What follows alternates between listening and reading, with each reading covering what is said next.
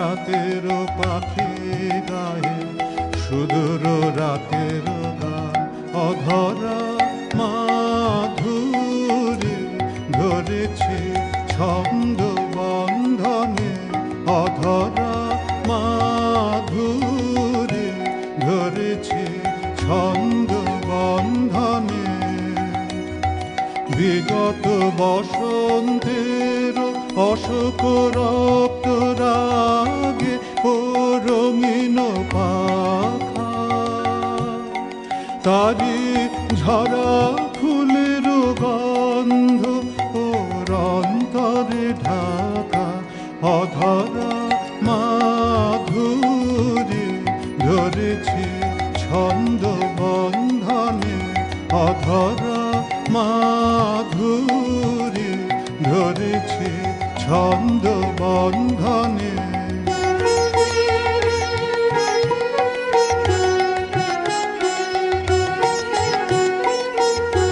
ও গো বিদেশিনী তুমি ডাকো ওরে নাম ধরে ও যে তোমারই চেনা ও গো বিদেশিনী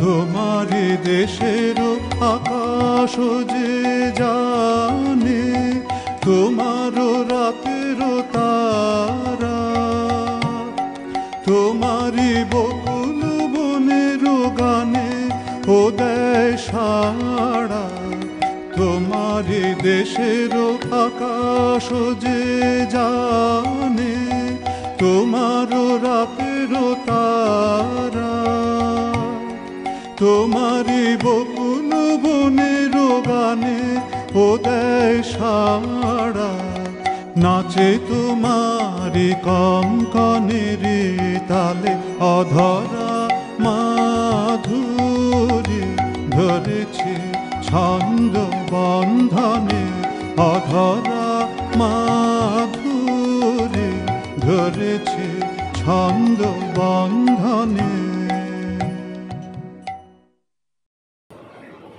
কবিগুরু সঙ্গীত চিন্তায় এক জায়গায় বলেছেন যবে কাজ করি প্রভু দেয় মনে মান যবে গান করি ভালোবাসে ভগবান এ কথা বলি কেন এই জন্যে যে গানে যে আলো মনের মধ্যে বিছিয়ে যায় তার মধ্যে আছে এই দিব্যবোধ যে যা পাবার নয় সে তাকেই পেলাম নতুন করে এই বোধ যে জীবনের হাজারো অবান্তর সংঘর্ষ হানাহানি তর্কাতর্কি এসবের তুলনায় বাহ্য এই হলো সারবস্তু কেননা এ হলো আনন্দলোকের বস্তু যে লোক জৈবলীলার আদিম উৎস তাই কবিগুরুর ১৬৪তম জন্মজয়ন্তীতে তার সব লেখা আজও প্রাসঙ্গিক আজ এই কবি প্রণামে অশোকা মিউজিক একাডেমির পক্ষ থেকে এই সন্ধ্যায় আপনাদের সকলকে স্বাগত জানাই আমাদের আজকের অনুষ্ঠান মুক্তি ও পথ প্রদর্শন এই দর্শনের আধারিত সৃষ্টি গানে ও কথায় আমরা যদি আপনাদের ক্ষণিকের জন্য সেই আনন্দ লোকে নিয়ে যেতে পারি সেখানে আমাদের সার্থকতা ধন্যবাদ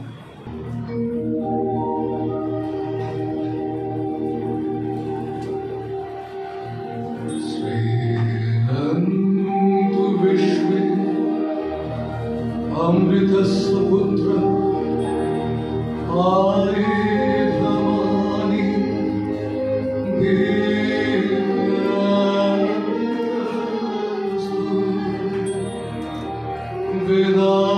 वेदाहमेतं पुरुषं महात्मानं आदित्यवर्णं तमसा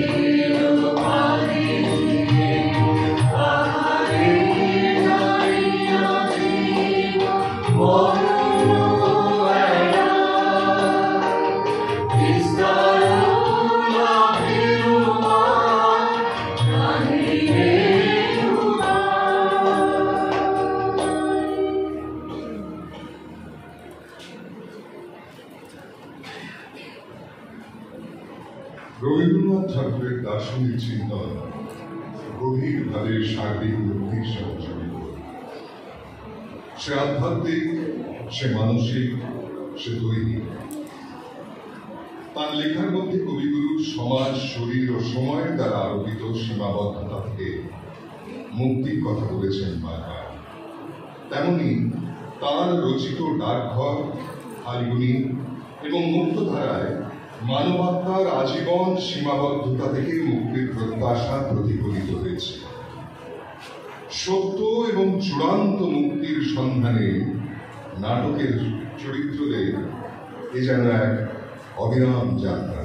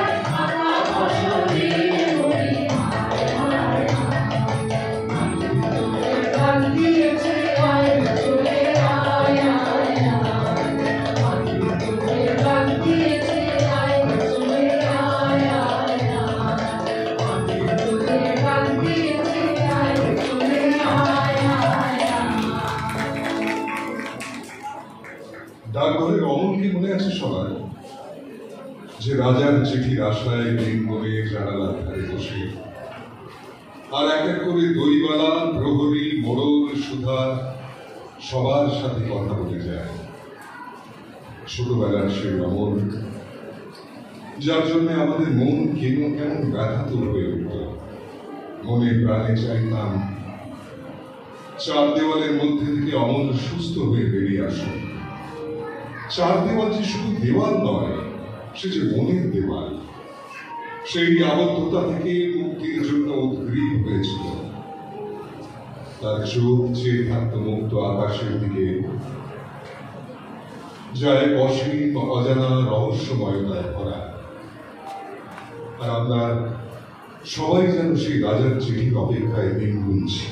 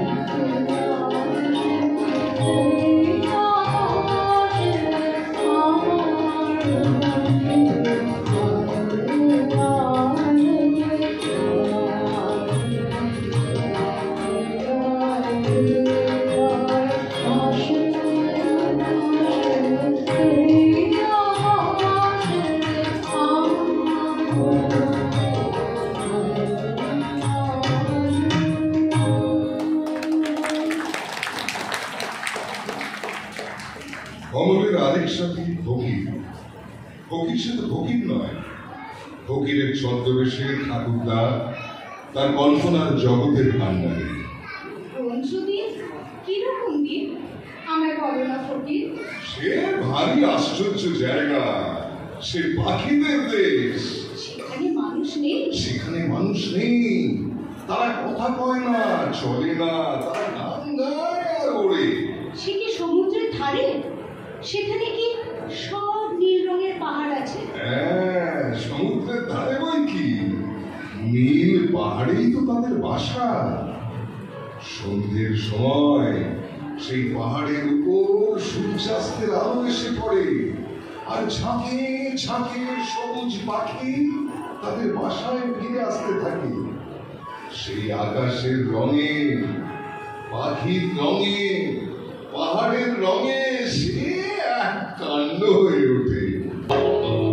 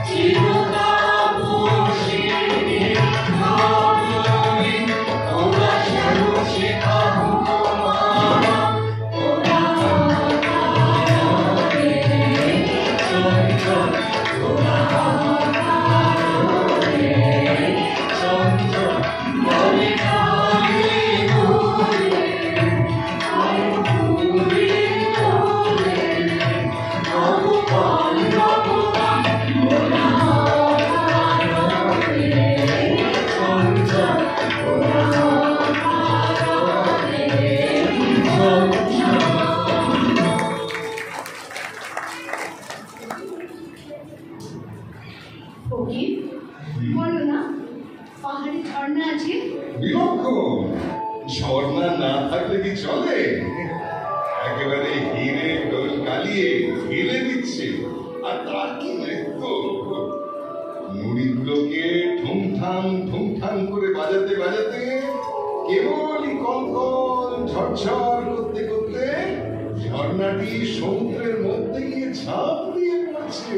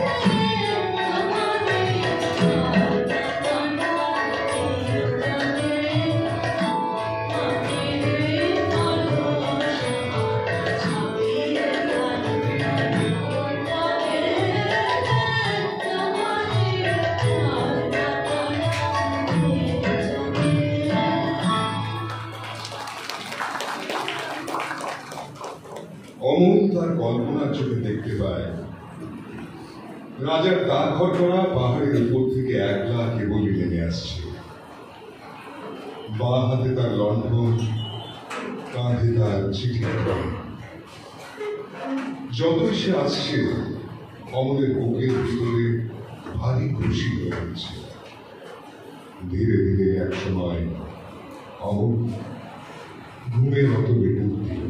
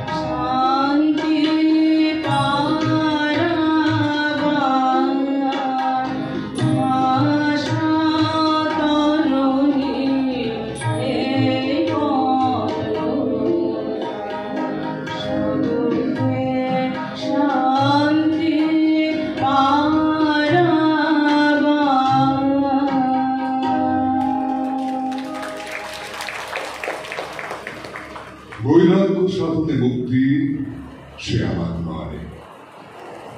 অসংখ্য বন্ধন মাঝে মহানন্দময় লোভিব মুক্তির স্বাদ। এই বসুধার মৃত্তিকার পাত্রখানি ভরি বারংবার তোমার অমৃত ঢালি দিলে অবিরত নানা বর্ণ গন্ধময়। প্রদীপের মতো সমস্ত সংসার মোর লক্ষ্যবর্তিকায় জ্বালায় তুলিবে আলো তোমারই শিখায় তোমার মন্দির মাঝে। ইন্দ্রিয়ের দ্বার রুদ্ধ করি যোগাসন সে নহে আমার। যে কিছু আনন্দ আছে দৃশ্যে গন্ধে গানে তোমার আনন্দ রবে তার মাঝখানে। মোহ মোর মুক্তি রূপে উঠিবে চলিয়া, প্রেম মোর ভক্তি রূপে রহিবে চলিয়া।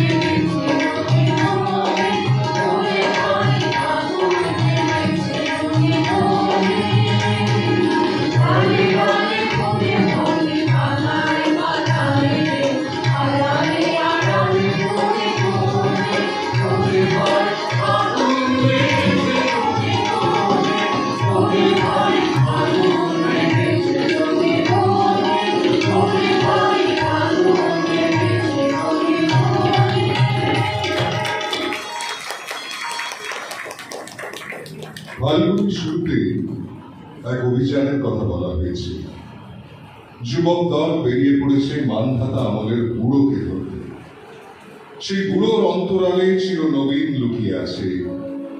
অভিযানে জরাগ্রস্ত সমাজের বুক চিরে যৌবনের উদ্দাম গতিতে এগিয়ে যাওয়ার যৌবনের জয় ঘোষণা করা হয়েছে।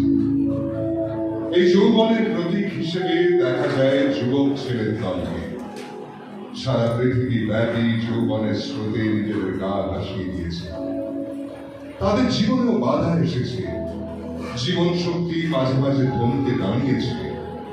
তবু তারা সিদ্ধান্ত নিয়েছে, বুড়ো হয়ে মরব, তবু বয়স হবে না। বয়স হলে সেটাকে মাথা মুড়িয়ে ঘোল ঢেলে নদী পার করে দেব। আমাদের ভয় কাহারে, আমাদের ভয় কাহারে, বুড়ো বুড়ো চোর ডাকাতে কে আমাদের ধরতে পারে?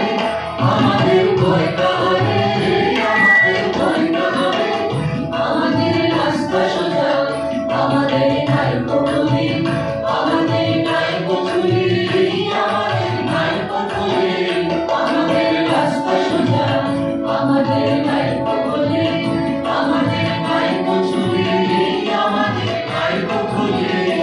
ওরা আর চাকারে কারুমোহে পাগলামি কেউ পারবে না, আর চাকারে কারুমোহে পাগলামি কেউ পারবে না। আমাদের ভয় কাহারে, আমাদের ভয় কাহারে, বুড়ো বুড়ো চোর ডাকাতে কে আমাদের ধরতে পারে?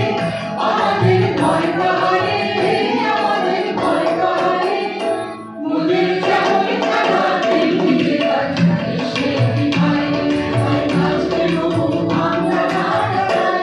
মোদের যেমন খেলা তেমনি কাজ, সে বিধায় খেলা মোদের লড়াই করা, খেলা মোদের বাঁচা করা রে। খেলা মোদের লড়াই করা, খেলা মোদের বাঁচা করা রে। খেলা ছাড়া কিছুই কোথাও নাই, সে বিধায় মোদের যেমন খেলা তেমনি কাজ, সে বিধায়। ভালো মানুষ হইলে তোরা, ভালো মানুষ হইলে, ভালো মানুষ হইলে তোরা, ভালো মানুষ হইলে, তুমি পথে ধরে আমাদের, ভালো মানুষ হইলে তোরা, ভালো মানুষ হইলে। দেশে দেশে নিন্দে রাখে, পদে পদে বিপদ ঘটে, দেশে দেশে নিন্দে রাখে, পদে পদে বিপদ ঘটে। কথা কইলে তোরা, কথা কইলে তোরা, উল্টো কথা কই। ভালো মানুষ হইলে তোরা, ভালো মানুষ হইলে, ভালো মানুষ হইলে তোরা, ভালো মানুষ হইলে।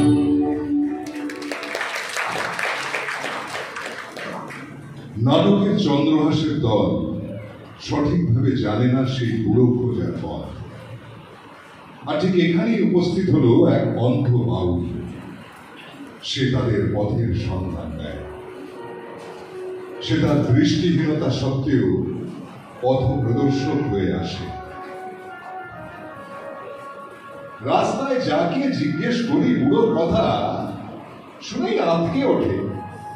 কেবল দেখি এরই ভয় নেই, ও বোধহয় চোখে দেখতে পায় না বলেই ভয় করে না।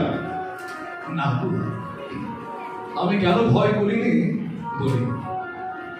একদিন আমারও দৃষ্টি ছিল, যখন অন্ধ হল ভয় হল, দৃষ্টি বুঝি হারালো।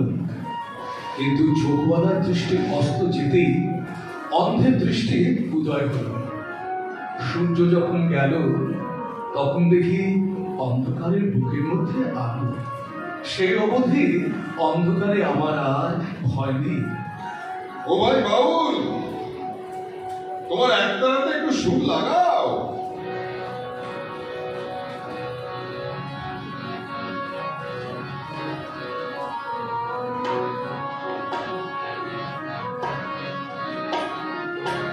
সবাই জানি সব দিতেছে, তার কাছে সব দিয়েছে।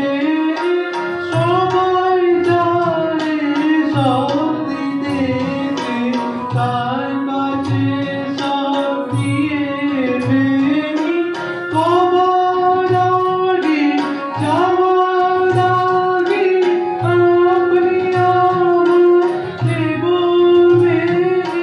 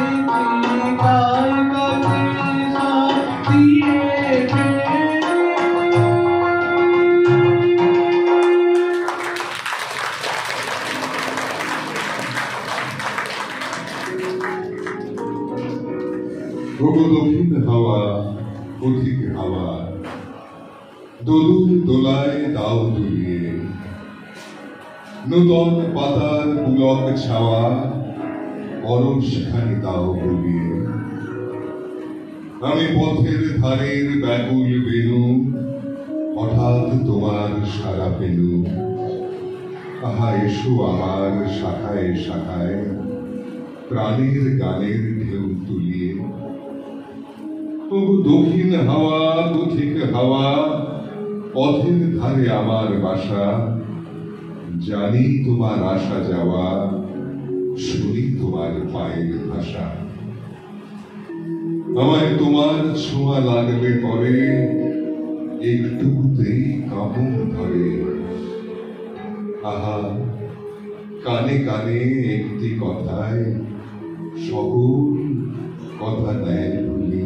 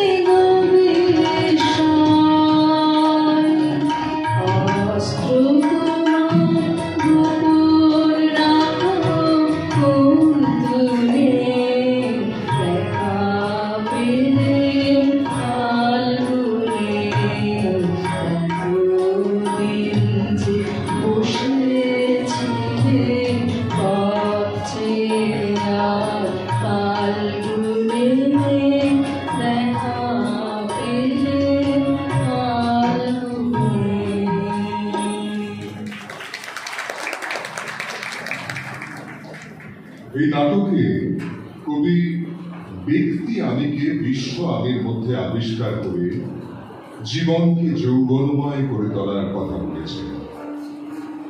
ভবিষ্যতের চিন্তায় আক্রান্ত না হয়ে যৌবনের চলার গতিতেই তৈরি হবে ভবিষ্যতের পথ। এই যৌবন চলার অর্থ হলো জীবনকে, অস্তিত্বকে খোঁজা। যেখানে বসন্তের রং পাকা চুলকে রঙিন করে তুলবে না সত্যি, কিন্তু পাকা চুলওয়ালাকে রঙিন করে তুলবে, এ বিষয়ে কোনো সন্দেহ নেই। এই নাটকের শেষে বাউল তাঁর দৃষ্টিহীনতার মাধ্যমে দৈহিক সীমাবদ্ধতাকে অতিক্রম করে এগিয়ে চলার সাহস যোগান ও মুক্ত আলোর পথ দেখান।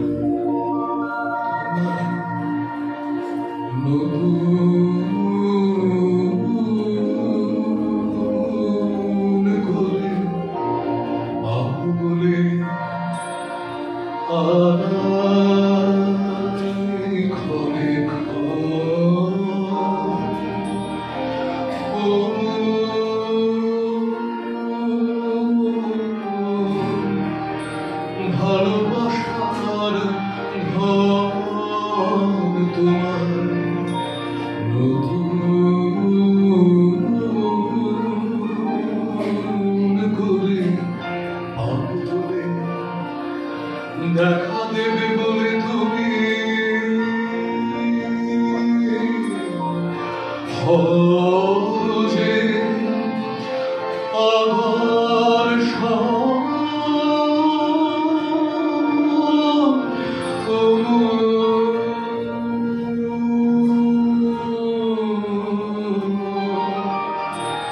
ভালোবাসার ধন তোমার নতুন করে আদরে ও তুমি আমার নয়ালে তুমি আমার চিরকালে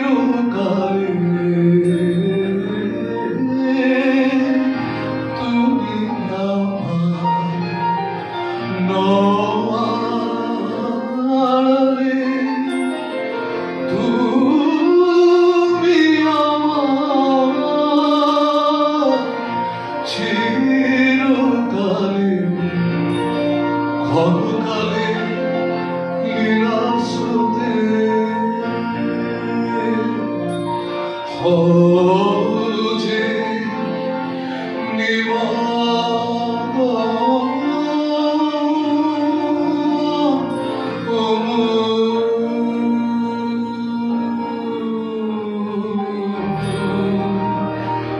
ভালোবাসার ধন তোমার নতুন করে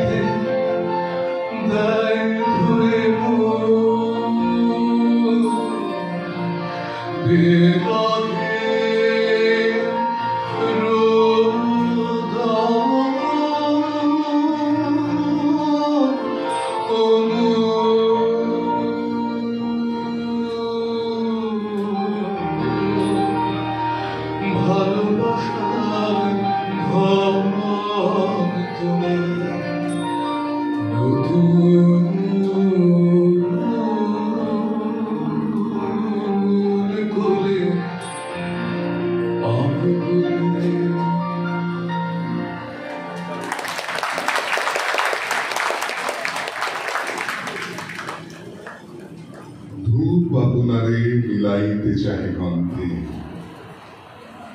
গন্ধ সে চাহে ধূপের রহিতে চুড়ে, সুর আপনারে ধরা দিতে চাহে ছন্দে, ছন্দ ফিরিয়া ছুটে যেতে চায় সুরে, ভাব পেতে চায় রূপের মাঝারে অঙ্গ, রূপ পেতে চায় ভাবের মাঝারে ছাড়া, অসীম সে চাহে সীমার নিবিড় সঙ্গ, সীমা চায় হতে অসীমের মাঝে হারা। প্রলয় সৃজনে না জানি কার যুক্তি, ভাব হতে রূপে অবিরাম যাওয়া আসা,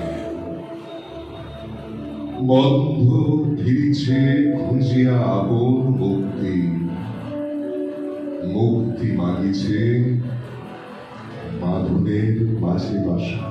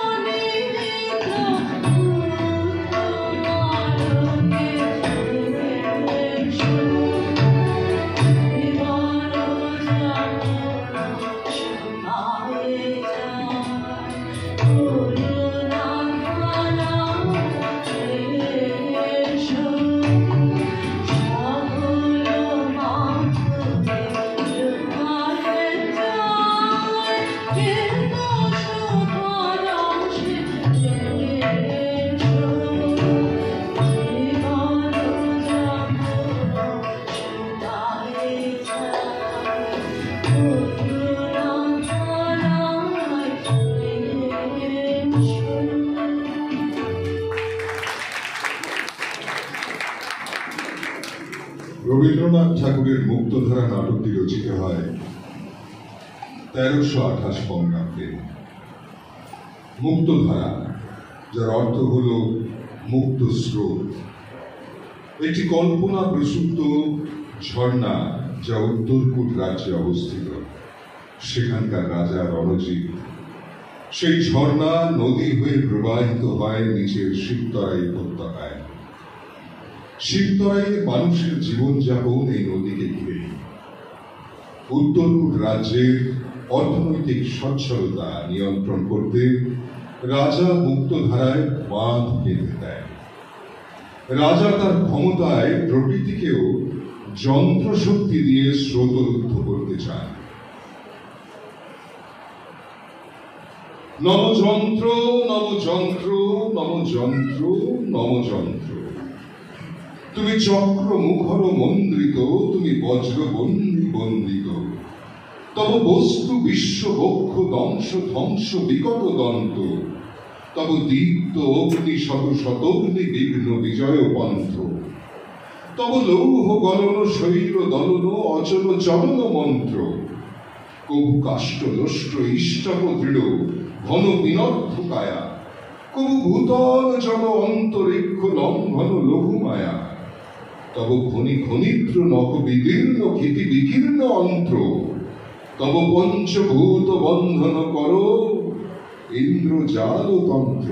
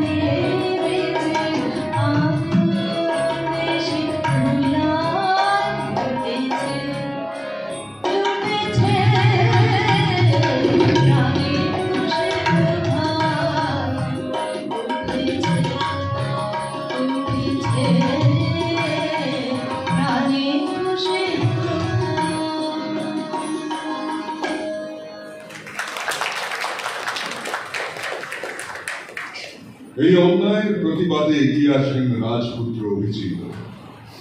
শিবতরাইয়ের মানুষদের দুর্দশা হাহাকার দেখে অভিজিতের সাথে যোগ দেন শিবতরাইয়ের ধনঞ্জয় বৈরাগী। এই বন্ধন থেকে মুক্তির পথ দেখাতেই তিনি এগিয়ে আসেন।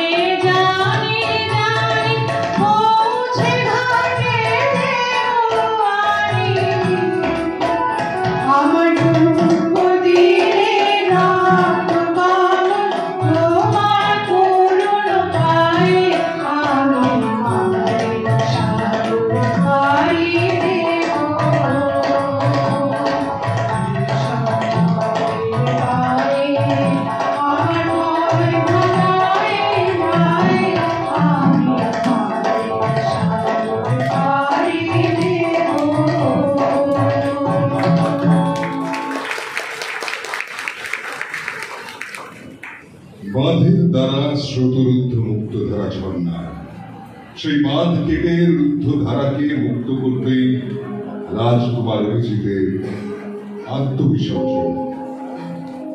জীবনকে মুক্তি দেওয়া বা প্রাণকে বাধামুক্ত করাই আসল অর্থ।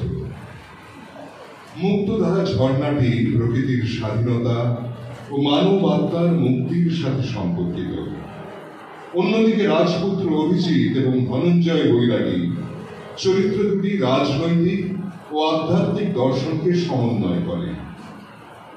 কবিগুরুর এই সব রচনায় মুক্তির অর্থ জীবন থেকে বিমুখ হওয়া নয়, বরং জীবনের মাঝে সুন্দরকে অনুভব করা। তার দৃষ্টিতে পথপ্রদর্শক হল ভালোবাসা, সৃষ্টিশীলতা এবং ঈশ্বর স্বরূপ মানব চৈতন্য। রবীন্দ্রনাথ তার এই সব রচনার মাধ্যমে আমাদের পথ দেখান ভালোবাসার পরিপূর্ণতা ও আত্মসত্যের উপলব্ধির দিকে।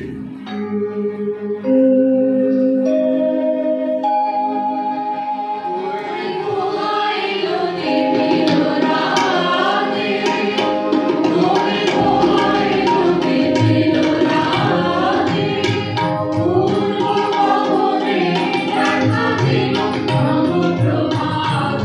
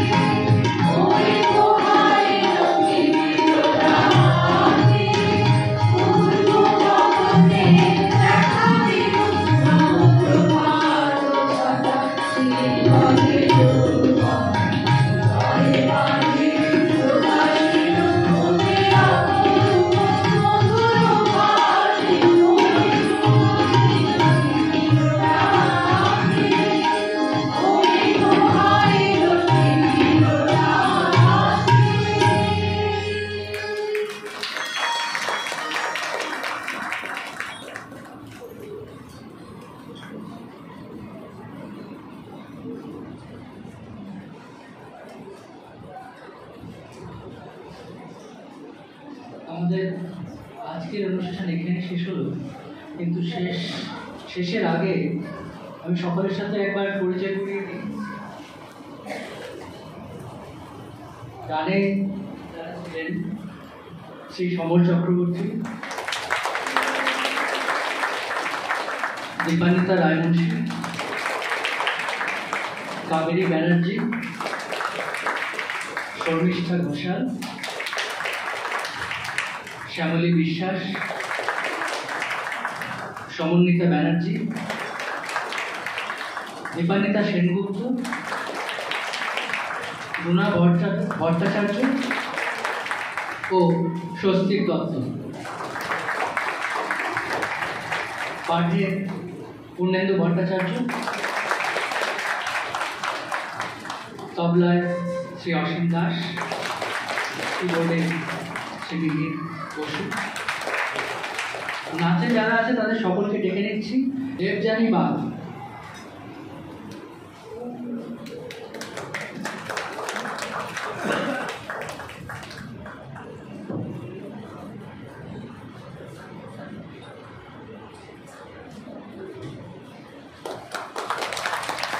সাগর সেন,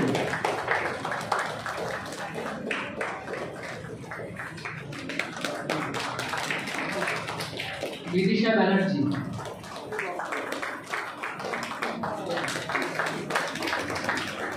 দীপাংশী বর্মন,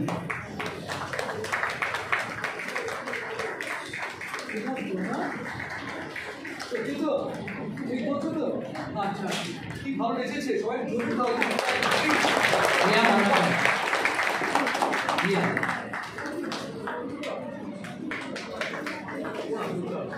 শ্রেষ্ঠা মাইতি,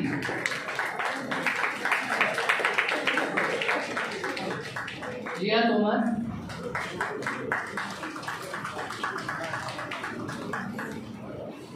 সুলেখা দাস,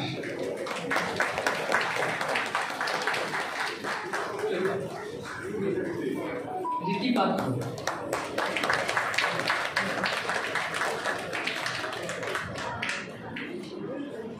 সমগ্র